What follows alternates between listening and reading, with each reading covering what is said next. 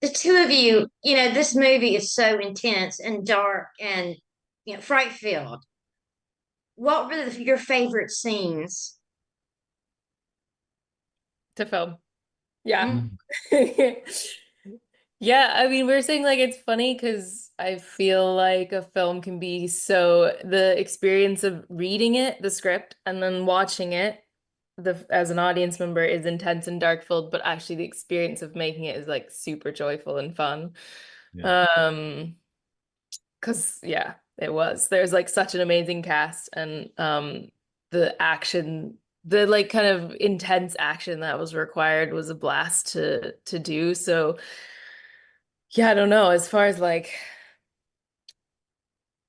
it being scary or Jared, yeah, I don't know, Lewis. Yeah, I mean, like you were, Mackenzie was just describing it so perfectly. I'll butcher this, but like it's such a gift, from an actor's standpoint to be able to do such physical work, especially in a world that requires a lot of imaginative straining. Because when you're in it in your body and you get your heart rate up to that space, there's part of your brain that really believes it's happening, and so strangely less acting is actually even occurring, and so it's a lot of fun to be able to get the opportunity to do that. Yo. Right. Speaking of stunts, did y'all both do your own? And if you did, what was that experience like? Did a lot. Probably did the most stunts I've done ever. But I had stunt double Taylor McDonald, who was really taking the heavy hits. There's one scene where I fall, where it looks like I'm falling like 30 feet, and Taylor actually fell 30 feet with like a little bit of resistance onto like a fake dummy that was like the size of like an airplane pillow. And I was like, he's a champion. He got up and was like, yeah, I'm not gonna pretend like I enjoyed that, but I'm not gonna complain about it. But other than that, yeah, I tried to do as much as possible just to make it feel as real as possible, so that you see my face in there, and because it was a new experience for me, so I wanted to throw myself into it. Um, but I definitely couldn't have done it without Taylor. Jeez.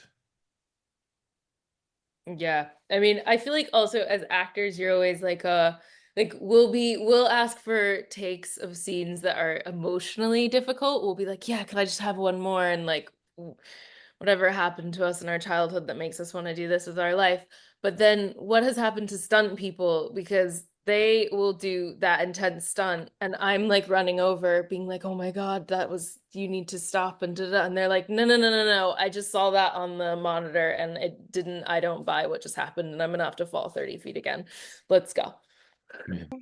Yeah. Speaking of your vampire self, Yeah. um, what did it take for the special effects? Because the film looks fantastic, and you look creepy as hell. Can you Thanks. kind of speak on that? Yeah, sure. Also, Kelly, I love the blood red brick behind you in the vein of the Thank you. movie. It's like it's a true blood red. It's awesome. Thank Yeah, so much like, the vampire stuff is like, as an actor, for me, I really, I sort of had to focus and dissect on especially the in between. For me, it was like the challenge when I was saying before of like, this when he first gets attacked, but isn't really a vampire yet, hasn't like died and come back, and that's when he has the forces pulling from his old identity and this new identity, and that was sort of, as an actor, that was really fun and challenging. But then you talk about the true vampire stuff when you sort of become more of a monster, and that's where you get to have fun and play and throw things at the wall, and fortunately, because it's a movie, we had time to do that, whereas with TV everything is so rushed. And so, that was just a project, you talked about like the special effects and stunts, and I was wearing crazy contacts, which were super uncomfortable, but like made such a big difference. And the makeup artists were so good. So it was all these people sort of just like throwing things in, and Gary being, as a director, kind of getting to pick and choose from all these people who are contributing to this stew that becomes the vampires. But yeah, I mean, the makeup took forever and the veining. And I remember I came home one night because we were filming nights, and my wife was visiting and where we were, and she woke up to log on to Zoom. She's an architect. She was doing her job, and I'm like falling asleep. And she went into the bathroom, and there were like bloody handprints on the. Okay. And sounds like you play the doctor. That scene in the morgue where you go from, that scientific professional to that, oh my God, these things are real. I love that transformation. But I have to know what you were thinking when that vampire with the white comes after you. And everything is so realistic when you're shooting. It's not hard to respond. Acting is listening and responding, really, at its basis. You're there, they made the morgue, you're in the basement of a, centuries old building that's funky like a house, and they wet the floors, and there's all the morgue equipment around. And then they got this woman on the table, and I'm sure I've said before, you know what, where's my body? I go to the morgue at the hospital. It didn't get up and walk away. So that's what she is. She's scientific and it's just the facts. And she's strongly that. And she humors them by going like, okay, the almanac says at sundown, let's go there so we can see that nobody's going to wake up. We get there, and all it takes, talk about storytelling, Gary Doberman, plunk, that shoe hits the floor. And it's like, I don't think she thinks anything other than a shoe hit the floor. Well, as soon as she raises up and starts talking, that's when she goes from as strongly scientific to strongly, get me the cross, make the cross, get the friggin' cross. I've heard about the cross. Put it together. And who even knows if she's religious, but they all start the 91st Psalm, I think it is. And I like the way she commits. Doesn't matter what it is. It's like, science, the part of science that you can't explain, it's science too. Deal with that. And by the time that bee flies across the room, it's like she's already thinking, first of all, get her off of me, keep her from biting. But when she is bitten, she goes, get my bag. And she knows to give herself a rabies shot. I think that's genius. But yeah, that's one of the reasons I wanted to do Dr. Cody. Fantastic.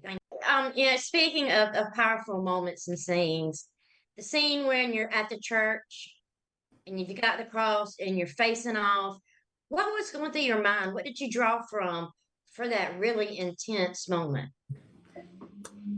The moment in the church with, is it the one with the priest, or there's one Cody and Ben when what's his girlfriend's name? I keep thinking Mackenzie, that's her real name. When she comes back and he's, and she's like, it's too late for her because she's on hallowed ground and she's having that,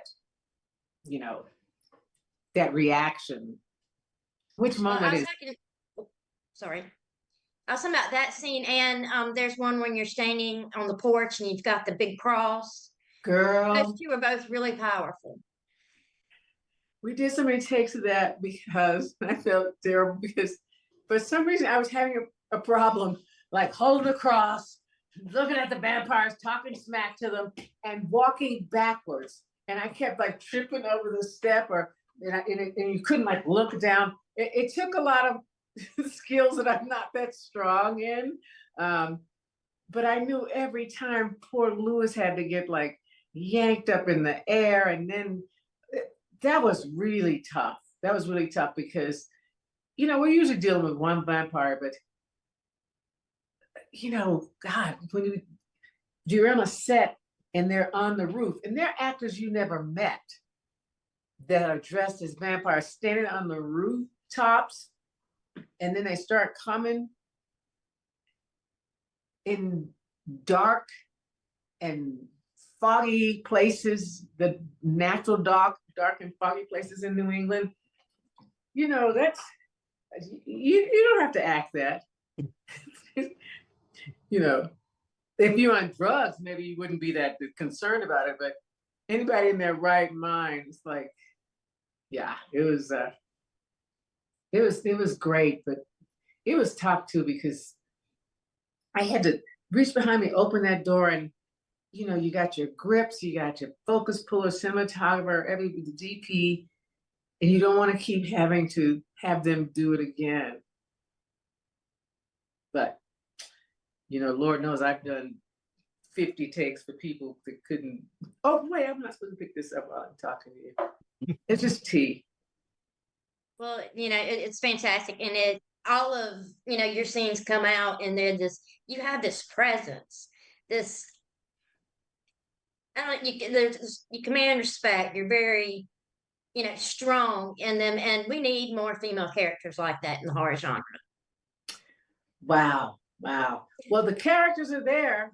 We just need to be cast with the right actor for a particular moment. And that would include women too, and non-binary people. I mean, it would include anybody who could, like, I can make that work. Put me in, coach. Awesome.